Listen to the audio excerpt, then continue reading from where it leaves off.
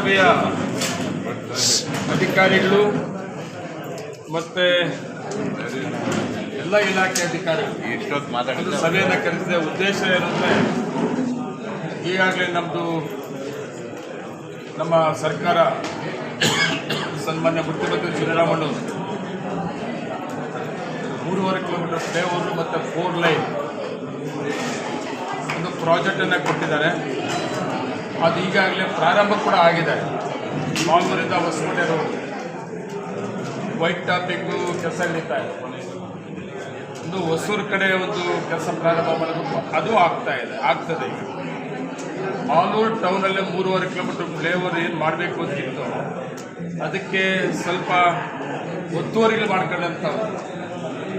ಈಗ flyover start ಮಾಡಬೇಕಂದ್ರೆ column start ಮಾಡಬೇಕಾಗ್ತದೆ. ಕಾಲಮ್ ಸ್ಟಾರ್ಟ್ ಮಾಡಬೇಕಾದಾಗ ಸ್ವಲ್ಪ ಏನು ರಸ್ತೆ ಇದೆ, ಆ ರಸ್ತೆನ ಸ್ವಲ್ಪ ಫ್ರೀ ಬೇಕಾಗ್ತದೆ. ವೆಹಿಕಲ್ ಸಿಕ್ಕಾಪಟ್ಟೆ ಹೋಗೋದ್ರಿಂದ ಸರ್ವಿಸ್ ರೋಡ್ ಮಾಡ್ತಾರೆ.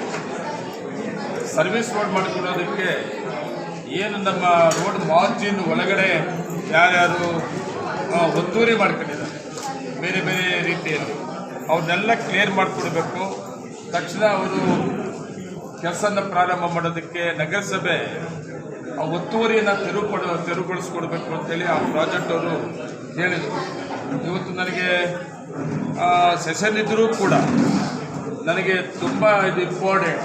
ಯಾಕಂದರೆ ಕಾಂಟ್ರಾಕ್ಟ್ ತುಂಬ ಆಸಕ್ತಿಯಿಂದ ಕೆಲಸ ಮಾಡ್ತಾ ಇದ್ದಾರೆ, ಫಾಸ್ಟಾಗಿ ಕೆಲಸ ಮಾಡ್ತಾ ಇದ್ದಾರೆ. ಅವ್ರು ಸಹಕಾರ ಕೊಡಬೇಕು ಅಂತೇಳಿ ಒಂದು ಮಧ್ಯಾಹ್ನ ನಾನು ಸೆಷನ್ಗೆ ಹೋಗಿದ್ರೂ ಪರವಾಗಿಲ್ಲ ಅಂತೇಳಿ ಒಂದು ಸಭೆಯನ್ನು ಮಾಡಿದ್ದೀನಿ. ನಗರಸಭೆ ಅಧಿಕಾರಿಗಳಿಗೆ ಮತ್ತು ತಹಸೀಲ್ದಾರ್ ಅವರಿಗೆ, ಪೊಲೀಸ್ ಇಲಾಖೆಯವರಿಗೆ, ಬೆಸ್ಕಾಂ ಅವರಿಗೆ, ಮತ್ತು ಅರಣ್ಯ ಇಲಾಖೆಯವರಿಗೆ, ಮತ್ತು ಪೊಲೀಸ್ ಇಲಾಖೆಯವರಿಗೆ, ಆಮೇಲೆ ಜೊತೆಗೆ ವಿಶೇಷವಾಗಿ ಕುಡಿಯೋ ನೀರಿರ್ಬೋದು, BSNL ಇರ್ಬೋದು, ಇವರೆಲ್ಲರನ್ನೂ ಸಭೆ ಮಾಡಿಸಿ ಎಲ್ಲರೂ ಸಹಕಾರವನ್ನು ಕೊಡಬೇಕು ಅಂತ ಹೇಳಿದರೆ, ನಗರಸಭೆಗೆ ವಿಶೇಷವಾಗಿ ಏನು ಆ ಸರ್ವಿಸ್ ರೋಡ್ ಒತ್ತುವರಿ ಆಗಿದೆ, ಇವತ್ತು ಸಂಜೆ ಅಷ್ಟರಲ್ಲಿ ಎಲ್ಲ ಮಾರ್ಕಿಂಗ್ ಆಗಬೇಕು. ಮಾರ್ಕಿಂಗ್ ಆಗಿ ಯಾರ್ಯಾರು ಒತ್ತುವರಿ ಮಾಡಿಕೊಂಡು ಆ ಪೊಸಿಷನಲ್ಲಿದ್ದಾರೆ ಅವ್ರಿಗೆಲ್ಲರಿಗೂ ಕೂಡ ನಾಳೆ ಸಂಜೆ ಅಷ್ಟರಲ್ಲಿ ಕ್ಲಿಯರ್ ಮಾಡಿಕೊಡ್ಬೇಕು, ಖಾಲಿ ಮಾಡಿಕೊಡ್ಬೇಕು.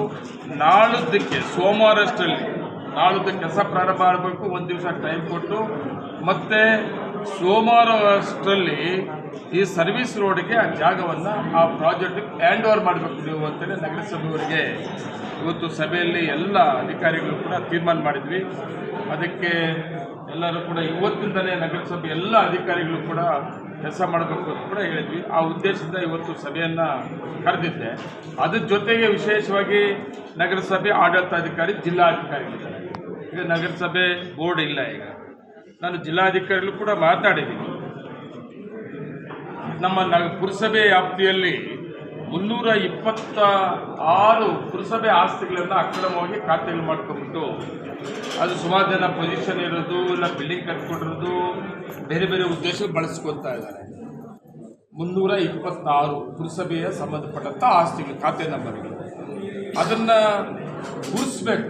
ಆದರೆ 326 ಅಂತೇಳಿ ನಾವು ಗುರುತಿಸಿದ್ದೀವಿ. ಆ ಜಾಗದಲ್ಲಿ ಏನಿದೆ, ಯಾರಿದ್ದಾರೆ, ಯಾರು ಒತ್ತುವರಿ ಮಾಡ್ಕೊಂಡಿದ್ದಾರೆ, ಇದ್ರ ಗುರುತಿಸಂಥದ್ದು ಅಲ್ಲಿ ಬೋರ್ಡ್ ಹಾಕುವಂಥದ್ದು ಆಗಿರಲಿಲ್ಲ. ಇವತ್ತು ಸಭೆಯಲ್ಲಿ ಹೊಸದಾಗಿ ಕಮಿಷನರ್ ಬಂದಿದ್ದಾರೆ ಮಹಾದೇವ್ ಅಂತೇಳಿ, ಅವ್ರಿಗೆ ಸ್ಟ್ರಿಕ್ಟ್ ಡೈರೆಕ್ಷನ್ ಕೊಟ್ಟಿರೋದು ಏನಂತಂದರೆ, ಏನು 326 ಪುರಸಭೆ ಆಸ್ತಿಗಳ ಅಕ್ರಮ ಮಾಡಿಕೊಂಡಿದ್ದಾರೆ ಅಂತ ಗುರುತಿಸಿದ್ದಾರೆ. ಅದು ಯಾವಾಗ ಆಯಿತು, ಯಾವ ಕಾಲದಲ್ಲಿ ಆಯಿತು, ಅದು ಯಾರೇ ಇರ್ಬೋದು. ನಾನು MLA ಇದ್ದೀನಿ, ನನ್ನ ಕಾಲದಲ್ಲಿ ಆಗಿದೆಯಾ? ನನ್ನ ಆಡಳಿತ ಮಂಡಳಿ ಇತ್ತು ಇಷ್ಟು ದಿವಸ, ಪುರಸಭೆ ಮತ್ತು ನಗರಸಭೆ ನಮ್ಮ ಆಡಳಿತ ಮಂಡಳಿ ಕಾಲದಲ್ಲಿ ಆಗಿದೆಯಾ? ಅದೊಂದು ಕ್ಲಿಯರೆನ್ಸ್ ಬೇಕು ನನಗೆ. ಮತ್ತು ಯಾರು ಮಾಡ್ಕೊಂಡಿದ್ದಾರೆ,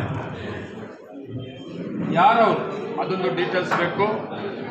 ಇದೆಲ್ಲ ಕೂಡ ನನಗೆ ರಿಪೋರ್ಟ್ ಕೊಡೋ ಜೊತೆಗೆ ಆ ಖಾತೆಯನ್ನು ವಜಾ ಮಾಡಬೇಕು.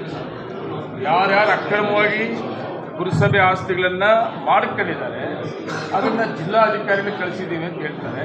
ನಾನು ಜಿಲ್ಲಾಧಿಕಾರಿಗಳು ಕೂಡ ಮಾತಾಡ್ತೀನಿ, ಮತ್ತು ನಾನು ಕಮಿಷನರ್ ಕೂಡ ಮಾತಾಡಿದ್ದೀನಿ. ಅದು ಎಲ್ಲಿದೆ ಲೆಟ್ರು, ಟೋಟಲ್ ಒನ್ ಟೈಮ್ ಅದರ ಖಾತೆ ವಜಾ ಮಾಡಬೇಕು. ಅದು ಏನೇ ಇರ್ಬೋದು, ಅದು ಬಿಲ್ಡಿಂಗ್ ಇರ್ಬೋದು, ಖಾಲಿ ಜಾಗ ಇರ್ಬೋದು, ಅದು ಏನೇ ಆಗಿರ್ಬೋದು, ಅದನ್ನೆಲ್ಲ ನಗರಸಭೆಗೆ ಹ್ಯಾಂಡ್ ಓವರ್ ಮಾಡ್ಕೋಬೇಕು. ಅಕ್ರಮವಾಗಿ ಏನು ಅಲ್ಲಿ ಇರ್ತಾರೋ ನಮ್ಮ ಜಾಗದಲ್ಲಿ ಅದನ್ನೆಲ್ಲ ಹ್ಯಾಂಡ್ ಓವರ್ ಮಾಡ್ಕೊಂಡಂಥದ್ದು ಮಾಡಬೇಕು ಅಂತೇಳಿ ಇವತ್ತೊಂದು ಸಂದೇಶವನ್ನು ತೀರ್ಮಾನವನ್ನು ಮಾಡಿದ್ವಿ. ಅದ್ರ ಜೊತೆಗೆ